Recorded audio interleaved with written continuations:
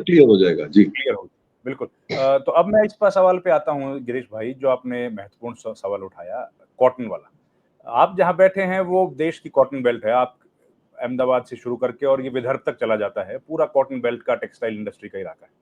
और वहां से खबरें आने लगी हैं कि अब लोगों की रोजगार जा रहा है और टेक्सटाइल इंडस्ट्री पर असर पड़ना शुरू हो गया। और ये मध्य प्रदेश तक चला जाता है कॉटन का सबसे इंपॉर्टेंट जो बेल्ट है। तो अब ये जीरो कर दिया है, किसान का क्या स्थिति है, किसान की हालत क्या होगी? देखो, सस्ता कॉटन इनको किसको लाके देना है? इनको उन इंडस्ट्रीज को लाके देना है जो टेक्सटाइल्स और रेडीमेड गारमेंट्स के एक्सपोर्ट में, आपका सबसे मेजर एक्सपोर्ट भी टेक्सटाइल का ही है। तो आप उनका बेनिफिट देखने के लिए कि भाई अगर जीरो ड्यूटी में आता है तो उनका टेक्सटाइल्स में प्रॉफिट बढ़ जाएगा, वो भाव तो कम नहीं करेंगे जो मार्केट में बैठा है। और आप ऑल्टरनेट मार्केट ढूंढ रहे हो, अमेरिका अकेला टेक्सटाइल्स में या गारमेंट्स में हमारा होपफुल नहीं है। तो जी, ये देखिए, इनको अल्टीमेटली क्या होगा, आपके तीनों स्टेट आपके पास है जहां पे फार्मर्स अगर नाराज हो गए तो एजिटेशन तो हो रहा है, लेकिन उसको हाईलाइट कौन करेगा?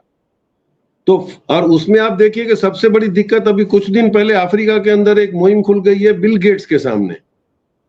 ये बिल गेट्स कैसे उसको जेनेटिकली मॉडिफाइड जो ये ग्रेन्स दे रहा है, वो B2 कॉटन में भी हमारा वो डिस्प्यूट होता है कि जेनेटिकली मॉडिफाइड है। वो जेनेटिकली मॉडिफाइड के बाद आप उसको रिप्रोड्यूस नहीं कर सकते हो, ये फार्मर्स जानते हैं। तो तुम वो क्यों घुसेड़ना चाहते हो? जेनेटिकली मॉडिफाइड आपने जितने अफ्रीका में भी आपने गेंद दिए थे उसका विरोध हुआ और उन्होंने बंद कर दिया। उन्होंने बोला ये बिल गेट्स तो पूरे दुनिया की खेती खत्म करना चाहता है ताकि उसकी मोनोपोली रहे। तो इनके जो इंडस्ट्रियलिस्ट बड़े बड़े छूट के जो ये डीप स्टेट जो बोलते हैं, ये डीप स्टेट के जो आदमी है, ये क्या लॉन्ग रन में हमको नुकसान करना चाहते हैं, ये हमको समझना पड़ेगा। और एग्रीकल्चर चाइना और इंडिया से पुराना दुनिया में किसी के पास भी नहीं है, तो डिसीजन हम लेंगे। हमको अमेरिका नहीं बताएगा हम क्या कैसे उगाएंगे। तो इसके लिए आपके पास वो फोर्सफुल एटीट्यूड होना चाहिए कि भाई मना करेंगे तो मना करेंगे। आज रशिया पे इतने साल से सैंक्शन रहा, रशिया ने कभी झुक के नहीं दिया, उसकी इकोनॉमी ग्रो हो रही थी।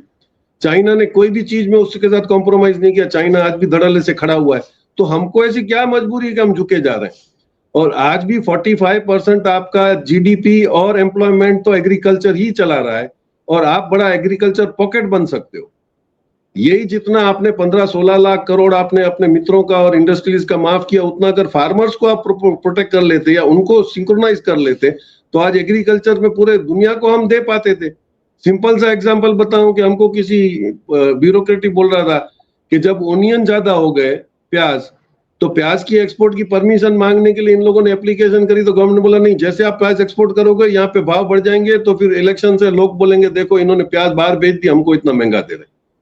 तो अगर इतनी से मामले में भी हम अगर हमारे एक्सपोर्टर्स को और इनको प्रोटेक्ट नहीं कर सकते तो आपको फिगर्स के साथ सामने आना था। आज आपके पास गेहूं सरप्लस है, आपके पास चावल सरप्लस है, तो इसको आप रूटीन में क्यों नहीं करवा रहे हो? आज बासमती को आप परमिट कर रहे हो, तो आप जो राइस दूसरी कंट्रीज जो है अफ्रीका वगैरह में जहां पे उनकी डिमांड बहुत जाता है, वो भी 140 करोड़ है, अफ्रीका में भी हम अपनी मार्केट कर सकते हैं। लेकिन ये नहीं होगा कि इंटरनेशनली हमारी, आपने कितनी एजेंसियां बना के रखी हैं, एक्सपोर्ट प्रमोशन काउंसिल्स हैं, वो एक एक सब्जेक्ट की है। ये एक्सपोर्ट प्रमोशन काउंसिल का काम होता है कि वो दूसरे देश में जाएं, अपने माल क्या सरप्लस है, वो अगले 1 साल में हम क्या बेच पाएंगे, वो घूम रहे हैं पूरी दुनिया में, लेकिन कोई रिपोर्ट मांगने वाला नहीं है कि एक्सपोर्ट प्रमोशन काउंसिल इंजीनियरिंग की, एग्रीकल्चर की, वो कर क्या रहे हैं। तो ये जो सारा माहौल है नॉट आंसरेबिलिटी का, यही हमारे देश को नुकसान कर रहा है। जिस दिन कोर्टें सही हो जाएंगी और जवाब मांगना शुरू करेंगी, आपका कंपटीशन कमीशन ऑफ इंडिया बैठा हुआ है जो आपको ज्यादा कमाने नहीं देता है। अगर आपने गलती से पैसा कमाया तो 5 गुना आपको पेनल्टी कर सकता है। कंपटीशन कमीशन ऑफ इंडिया कहां पर है? कहीं नहीं है। फार्मा में आपने बोल दिया जिसको मर्जी पड़े। आपको पता है गुजरात में और तमिलनाडु में या कहीं साउथ में भी घर के अंदर टैबलेट मेकिंग के मशीन रख के आदमी दवाइयां बना के एक्सपोर्ट कर रहा है। How is that possible? तो क्योंकि अभी मशीनरी सस्ती हो गई तो आप उसको कर रहे हो। आपने बहुत सारे प्रोग्राम्स एक्सपोर्ट प्रमोशन के लिए रखे हुए हैं, ड्यूटी ड्रॉबैक है, MEI है, टैक्स रिबेट का सिस्टम्स है आपका, वो सारे क्लब करके आप क्यों एक्सपोर्टरों को नहीं बोलते हो? मैं आपको एक इंसिडेंट बता दूं जो पर्सनली मैं जानता हूं। अफ्रीका में एक बहुत बड़ा टेंडर खुला था एक ब्रिज का, वहां पे सारे वर्ल्ड के एप्लीकेंट थे, चाइना के जो थे वो सेकंड लोएस्ट थे।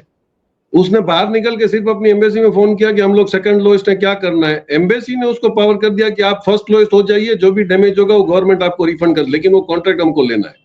ये स्पिरिट होती है। आज निर्मला सीतारमण बोल रही हैं कि हम लोग नौकरियां नहीं जाएंगी, उसका हम एश्योरेंस दे रहे हैं। अभी वो मैसेज आया।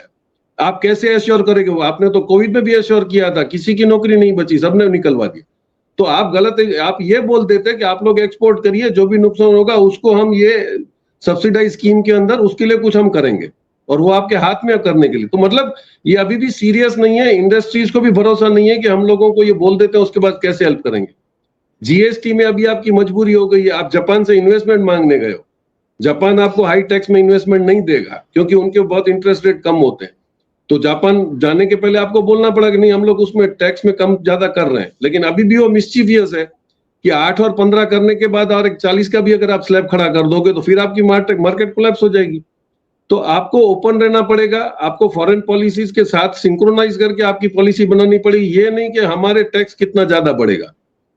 आपने पेट्रोल के काम नहीं बनाए, हमने रिलायंस को बहुत अच्छे से बदनाम कर दिया, लेकिन $10 बिलियन का जो फायदा गवर्नमेंट ऑयल कंपनीज को भी हुआ, उसका डिविडेंड भी तो आप गवर्नमेंट ने ले लिया उतना। तो उसका वो डिविडेंड का आपने क्या करा? वो डिविडेंड पब्लिक वेलफेयर के लिए होता है। तो ये जवाबदेही नहीं होगी। आप सबको उलझा के रखो कि भाई वो राहुल गांधी पे कोई ध्यान न दे, इलेक्शन कमिश्नर की गलती पे ध्यान न दे, तो कभी अनिल अंबानी को पकड़ लो, कभी भारद्वाज पे आप रेड करवा दो, वो खत्म हो गया तो वनतारा पे टीम भेज दो। अभी 7-8 दिन सब वनतारा के पीछे पड़े रहेंगे, लेकिन मेन पर्पस ऑफ इंडिया कहीं डिस्कस नहीं हो रहा है। तो ये अपने उस मामले में ये सक्सेसफुल हो गए। अभी भी देखिए दूसरे सब्जेक्ट चल रहे हैं। जापान में खाली उनका ये दिखाया जा रहा है कि गए, उनका बड़ा स्वागत हुआ, वहां भी मोदी मोदी लोगों ने चिल्लाया, लेकिन उन्होंने वहां पे बिजनेस प्रपोजल्स क्या डाले हैं, कैसे उनके साथ कौन सी टीम गई है, कौन उनके वहां से कोलैबोरेट कर रहा है, कोई मैसेज नहीं। तो what is the trip for? तो ये होना चाहिए कि भाई कोई जवाब, सवाल पूछने वाले बहुत है, लेकिन जवाब देने के लिए जब तक कोई सामने नहीं आएगा, डेमोक्रेसी में आपको पता ही नहीं चलेगा आप कहां बैठे हो और आपका क्या होने वाला है। तो गिरीश भाई, क्या नौकरियां भी लोगों की जाएंगी? बहुत खतरा है क्या नौकरियों पे भी, जो ट्रम्प के जो सैंक्शंस लग गए हैं? सर बहुत छोटे हम लोग तो इकोनॉमी के स्टूडेंट हैं जो बता सकते हैं।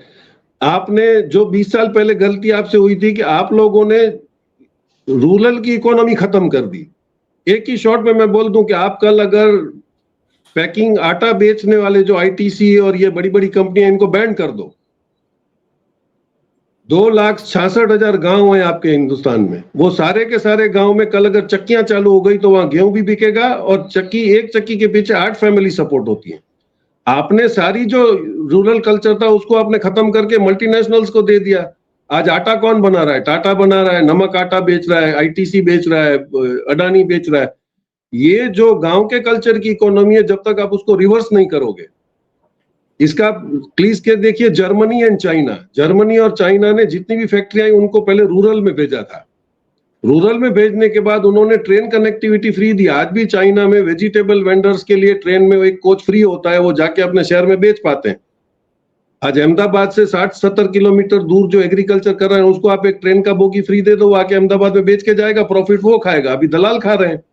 तो ये छोटी छोटी बातें जो है जहां पे आप इकोनॉमीज को कंट्रोल नहीं करें, क्योंकि आपको देश को बचाएगा एग्रीकल्चर और एमएसएमई, ये 7-8 करोड़पति आपकी इकोनॉमी को स्टेबल कभी भी नहीं कर पाएंगे जी। और एग्रीकल्चर पर ध्यान है नहीं। हाँ, एग्रीकल्चर ही आपको बचाएगा सर। आप छोटा सा देख लो, आइवरी कोस्ट है, काफी बुर्किना फासो है। अभी आपने देखो अमेरिका का सोयाबीन आपने बंद करा, उसकी बहुत हालत खराब है। तो उसी टाइम अर्जेंटीना ने बोल दिया कि मैं दे देता हूं। सऊदी अरेबिया ने 30 साल का कॉन्ट्रैक्ट बुर्किना फासो और साहिल के साथ कर लिया, चिली और इन लोगों के साथ। अब अमेरिका को समझ में आ रहा है कि मेरा सोयाबीन बिकेगा ही नहीं, और तुम इतना हैवीली सब्सिडाइज करते थे। यही डर हिंदुस्तान में है कि उसका रेट से कोई कंपेयर नहीं कर पाया, क्योंकि तुम तो करोड़ों डॉलर उनको फार्मर्स को सब्सिडाइज करके पहले ही दे रहे हो, जो हम नहीं दे पा रहे। हम 2,000 रुपया देते हैं तो उसमें फार्मर कितना भाव कम करेगा? ना हम फर्टिलाइजर को रेगुलराइज कर पा रहे। तो we will have to a very clean pharmacy. और कोई भी गवर्नमेंट आएगी, जब तक एग्रीकल्चर सेक्टर को आप प्रोटेक्ट नहीं करोगे, मैंने कई बार आगे भी बोला है कि जैसे कुछ अफ्रीकन कंट्रीज में agriculture land is not saleable. आज अगर मैं किसान हूं, मेरे पास 10 एकड़ की जमीन है, मेरे को किसी फैक्ट्री देनी है तो मैं 2 एकड़ दे दूंगा और वो उसका मेरे को लीज रेंट देगा, तो मैं फाइनेंशियली स्टेबल हूं। कल अगर फैक्ट्री बंद हो जाती है तो लैंड मेरे को रिस्टोर हो जाएगी, आई एम हैप्पी।